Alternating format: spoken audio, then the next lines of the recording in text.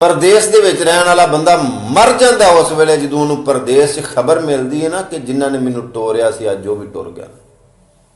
वो मत्थे ते हथ मार मार के रो के आंदा कमाई थोड़ी कीती या बहुती कीती, सब तो वड्डा नुकसान होया कि मेरे हथों जी टुर गया।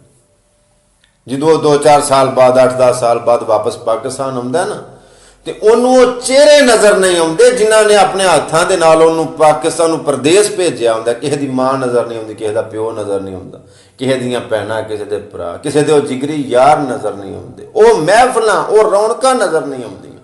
फिर रो के आंदा दौलत कमा लईए, चलो भी थोड़ी कमाई जां बहुती कमाई, सब तो वड्डा नुकसान है होया कि जी गवा बैठा।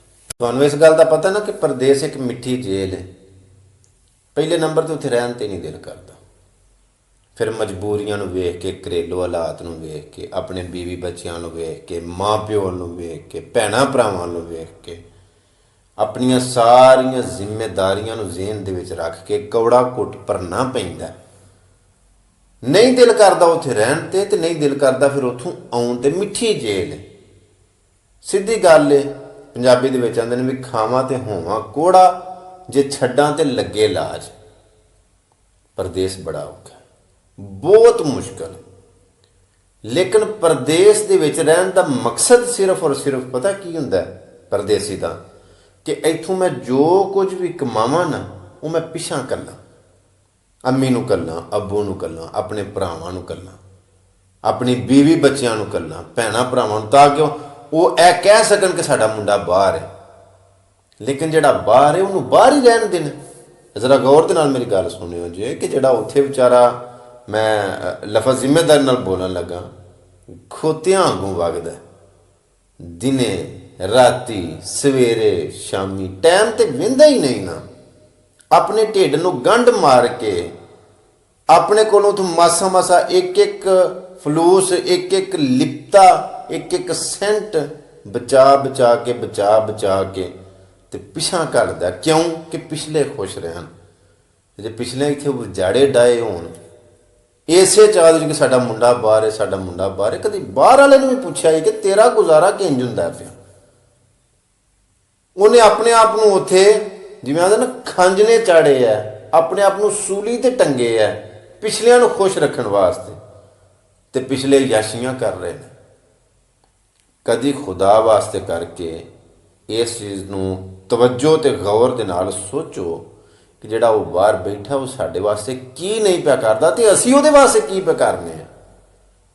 एक मुंडा बस बाहर घल लिया, सारा खानदान बस हुण ना याशियां ते मस्तियां ते मौजां ते लग गया कि मुंडा यूरोप टुर गया, मुंडा बाहर टुर गया, मुंडा बाहर टुर गया।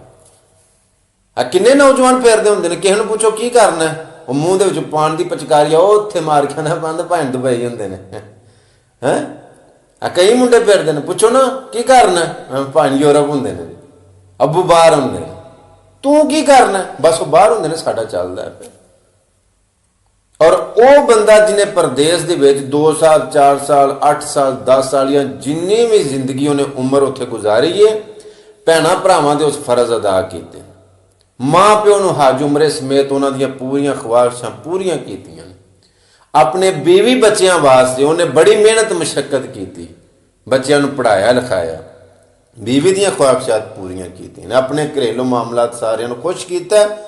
ते जदों वारी आई ओहदी वापस आउण दी, उन्हें आके वेख्या ते पिछे ओहदा कख भी नहीं बने,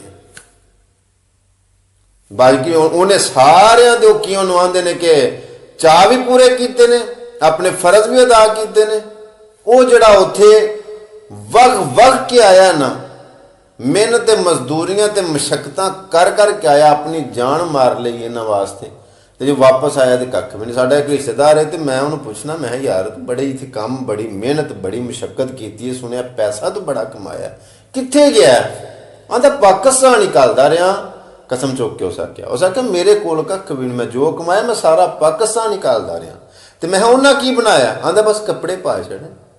जदों फोन किया पाकिस्तान पूछया की कोई कर रहे हो, पैसे इन्ने घल्ले ने, बस कपड़े लैन दे, सौदा सरफ लैन दा, फलानी शह लैन दी, फलानी शह लैन दी, फलानी शह लैन दी, बनाया कख भी नहीं।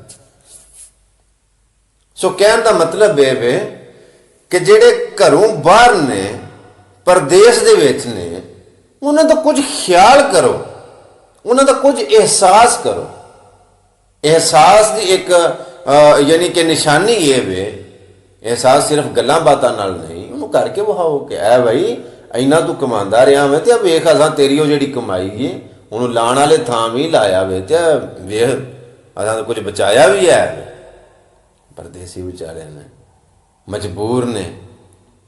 ਇੱਥੇ ਬੰਦਾ ਪਾਕਿਸਤਾਨ ਜਿੱਡਾ ਮਰਜ਼ੀ ਵੀ ਸਖਤ ਦਿਲ ਹੋਵੇ ਨਾ, ਜਦੋਂ ਉਹ ਬਾਹਰ ਟੁਰ ਜਾਂਦਾ ਨਾ, ਯਕੀਨ ਕਰੋ ਨਰਮ ਦਿਲ ਹੋ ਜਾਂਦਾ। ਜਿੱਡਾ ਮਰਜ਼ੀ ਵੀ ਡਾਢੇ ਦਿਲ ਵਾਲਾ ਬੰਦਾ ਹੋਵੇ ਨਾ ਪਾਕਿਸਤਾਨ, ਜਦੋਂ ਉਹ ਬਾਹਰ ਟੁਰ ਜਾਂਦਾ ਨਾ, ਉਹਦਾ ਦਿਲ ਇੰਜ ਮੋਹ ਵਾਂਗੂ ਨਰਮ ਹੋ ਜਾਂਦਾ। ਬੈਠਾ ਬੰਦਾ ਪ੍ਰਦੇਸ਼ ਦੇ ਵਿੱਚ ਹੁੰਦਾ, ਯਾਰਾਂ ਦੋਸਤਾਂ ਦੇ ਵਿੱਚ ਬੈਠਾ ਹੁੰਦਾ, ਧਿਆਨ ਉਹਦਾ ਪਾਕਿਸਤਾਨ ਹੁੰਦਾ। ਪਾਕਿਸਤਾਨ ਕੋਈ ਮਰਨਾ ਹੋਈਏ, ਕੋਈ ਵਿਆਹ ਹੋਵੇ, ਕੋਈ ਖੁਸ਼ੀ ਦਾ ਮੌਕਾ ਹੋਵੇ, ਕੋਈ ਗਮੀ ਦਾ ਮੌਕਾ ਹੋਵੇ, ਇੰਨਾ ਹੀ ਪਤਾ ਲੱਗ ਜੇ ਨਾ ਪਾਕਿਸਤਾਨ ਨੂੰ ਫੋਨ ਕਰੇ ਕਿ ਪਾਕਿਸਤਾਨ ਪਤਾ ਲੱਗੇ ਵੀ ਘਰ ਪ੍ਰਾਹੁਣੇ ਆਏ ਨੇ, ਉਹ ਉੱਥੇ ਬੈਠੇ ਆਪਣੇ ਖਿਆਲਾਂ ਦੇ ਵਿੱਚ ਪਾਕਿਸਤਾਨ ਅਪੜਿਆ ਹੁੰਦਾ ਕਿ ਹੁਣ ਇੰਝ ਕਰਦੇ ਹੋਣਗੇ, ਤੇ ਹੁਣ ਇੰਝ ਕਰਦੇ ਹੋਣਗੇ, ਤੇ ਹੁਣ ਇੰਝ ਕਰਦੇ ਹੋਣਗੇ। ਫਿਰ ਜਿਹੜੇ ਉਹ ਬਾਹਰ ਵਾਲੇ ਨੇ, ਉਹ ਤੇ ਮੈਂ ਇਹ ਆ ਨਾ ਕਿ ਜਿਹੜੇ ਉਹ ਬਾਹਰ ਰਹਿੰਦੇ ਨੇ ਨਾ, ਇੱਥੇ ਤੇ ਆਉਂਦੇ ਨੇ ਪ੍ਰਾਹੁਣੇ, ਅਸਲ ਦੇਸ਼ ਤੇ ਉਹਨਾਂ ਦਾ ਉਹ ਹੁੰਦਾ, ਵਾਹ ਵਾਹ ਰੱਬਾ ਡਿੱਠੇ ਕੰਮ ਤੇਰੇ, ਸਾਡੀ ਰੋਜ਼ੀਆਂ ਦੂਰ ਖਿਲਾ ਰਹੀਆਂ ਨੇ, ਕਿਤੇ ਇੱਕ ਦਾਣਾ, ਕਿਤੇ ਦੋ ਦਾਣੇ, ਕਿਤੇ ਮੁੱਠੀਆਂ ਹੀ ਭਰ ਖਿਲਾ ਰਹੀਆਂ ਨੇ। ਅਸਾਂ ਵਾਂਗ ਮਮੋਲਿਆਂ ਦੇਸ਼ ਛੱਡੇ ਤੇ ਕੁੰਜਾਂ ਵਾਂਗ ਉਡਾਰੀਆਂ ਮਾਰੀਆਂ ਨੇ। ਇਹ ਲੋਕੀ ਘਰਾਂ 'ਚ ਬੈਠ ਕੇ ਆਰਾਮ ਕਰਦੇ, ਸਾਡੀ ਨਿੱਤ ਪਰਦੇਸ ਤੇ ਆ ਰਹੀਆਂ।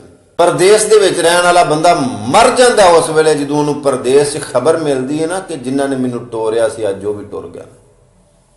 ਉਹ ਮੱਥੇ ਤੇ ਹੱਥ ਮਾਰ ਮਾਰ ਕੇ ਰੋ ਕੇ ਆਂਦਾ ਕਮਾਈ ਥੋੜੀ ਕੀਤੀ ਜਾਂ ਬਹੁਤੀ ਕੀਤੀ, ਸਭ ਤੋਂ ਵੱਡਾ ਨੁਕਸਾਨ ਇਹ ਹੋਇਆ ਕਿ ਮੇਰੇ ਹੱਥੋਂ ਜੀ ਟੁਰ ਗਿਆ।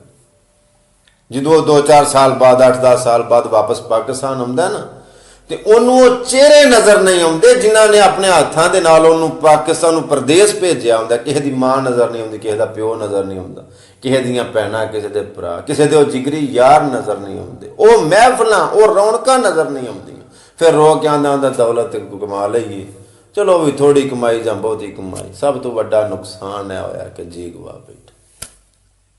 ਮੀਆਂ ਸਾਹਿਬ ਫਰਮਾਉਂਦੇ ਨੇ ਆਪਣੇ ਦੇਸ਼ ਦੀਆਂ ਵੱਲਾਂ ਨਾਲੋਂ, ਤੁਮੇ ਖੋ ਖੋ ਖਾਈਏ, ਦੂਜੇ ਦੇਸ਼ ਦੀਆਂ ਬਾਗਾਂ ਅੰਦਰ ਮੇਵੇ ਖਾਣ ਨਾ ਜਾਈਏ। ਸਾਡੇ ਪਾਕਿਸਤਾਨੀ ਮੁੰਡਿਆਂ ਦਾ ਬਸ ਇੱਕ ਜ਼ਿਹਨ ਬਣ ਗਿਆ, ਉਹਨਾਂ ਦੇ ਜ਼ਿਹਨ ਦੇ ਵਿੱਚ ਇੱਕ ਚੀਜ਼ ਫਿੱਟ ਹੋ ਗਈ ਹੈ ਕਿ ਪਾਕਿਸਤਾਨ ਅਸੀਂ ਕਾਮਯਾਬ ਹੋ ਹੀ ਨਹੀਂ ਸਕਦੇ, ਇੱਥੇ ਰਿਹਾ ਹੀ ਕੱਖ ਨਹੀਂ, ਕੰਮ ਕਰਨਾ ਤੇ ਬਾਹਰ ਹੀ ਕਰਨਾ। ਅਗਲੇ ਦਿਨ ਇੱਕ ਬੰਦਾ ਚੰਗਾ ਭਲਾ ਸਿਆਣਾ ਬਿਆਣਾ ਅਧਕੜ ਉਮਰ ਦਾ, ਕੋਈ 60-70 ਦੇ ਅਰਾਊਂਡ ਬਾਉਂਡ, ਯਕੀਨ ਕਰੋ ਮੇਰੇ ਸਾਹਮਣੇ ਉਹ ਰੋਏ ਪਿਆ। ਆਖਣ ਲੱਗਾ ਪੁੱਤਰ ਤੂੰ ਕਿੰਨੀਆਂ ਗੱਲਾਂ ਸੁਣਾਉਣਾ, ਕਿ ਮੇਰੇ ਮੁੰਡੇ ਨੂੰ ਵੀ ਕਿਤੇ ਸਮਝਾ ਬਹਿ ਕੇ। ਮੈਂ ਚਾਚੂ ਕੀ ਗੱਲ, ਕਿਉਂ ਪਰੇਸ਼ਾਨ ਹੋਏ ਹੋ? ਆਂਦਾ ਉਹਨੂੰ ਆਖਿਆ ਇਹ ਕੰਮ ਕਰ ਲੈ, ਇਹ ਕੰਮ ਕਰ ਲੈ, ਪੈਸੇ ਵੀ ਉਹਨੂੰ ਦੇਣਾ ਕਿ ਇੱਥੇ ਕੋਈ ਕਰ ਲੈ। ਆਂਦਾ ਨਹੀਂ ਜਾਣਾ ਤੇ ਯੂਰਪ ਹੀ ਜਾਣਾ, ਜਾਣਾ ਤੇ ਯੂਰਪ ਹੀ ਜਾਣਾ। ਮੱਤ ਮਾਰ ਕੱਤੀ ਤੇ ਮਾਂ ਪਿਓ ਦਾ ਕੱਲਾ ਕੱਲਾ ਪੁੱਤਰ, ਜਾਣਾ ਤੇ ਬਾਹਰ ਹੀ ਜਾਣਾ, ਬਸ ਜਨੂਨ ਉਸ਼ਕਲ ਚੜੇ। ਖੁਦਾ ਵਾਸਤੇ ਕਰਕੇ ਮੀਆਂ ਬਾਬਾ ਜੀ ਫਰੀਦ ਆਖਿਆ ਸੀ, ਉਹਨੇ ਆਖਿਆ ਰੁੱਖੀ ਸੁੱਖੀ ਖਾ ਫਰੀਦਾ, ਠੰਡਾ ਪਾਣੀ ਪੀ, ਨਾ ਵੇਖ ਪਰਾਈ ਚੋਪੜੀ ਤੇ ਨਾ ਤਰਸਾ ਜੀ। ਇਹ ਦੂਜਿਆਂ ਦੀਆਂ ਚੋਪੜੀਆਂ ਵੇਖ ਵੇਖ ਕੇ ਨਾ ਤੇ ਕਿ ਸੁੱਕੀ ਤੂੰ ਨਾ ਜਾਂਦਾ ਰਹੇ। ਹਾਂ ਮੈਂ ਇੱਕ ਗੱਲ ਬੜੀ ਜ਼ਿੰਮੇਦਾਰੀ ਨਾਲ ਆਉਣਾ, ਕਈ ਵਾਰ ਇੰਜ ਹੁੰਦਾ ਕਿ ਅਸੀਂ ਬਿਹਤਰੀਨ ਦੀ ਤਲਾਸ਼ ਦੇ ਵਿੱਚ ਬਿਹਤਰ ਵੀ ਗਵਾ ਲੈਂਦੇ। ਬਿਹਤਰੀਨ ਤਲਾਸ਼ ਕਰਦੇ ਕਰਦੇ ਅਸੀਂ ਬਿਹਤਰ ਵੀ ਗਵਾ ਲੈਂਦੇ। ਜੋ ਸਾਡੇ ਕੋਲ ਹੁੰਦਾ ਨਾ, ਅਸੀਂ ਉਹਦੇ ਤੋਂ ਵੀ ਹੱਥ ਧੋ ਪੈਂਦੇ। ਸੋ ਕਦਰ ਕਰੋ।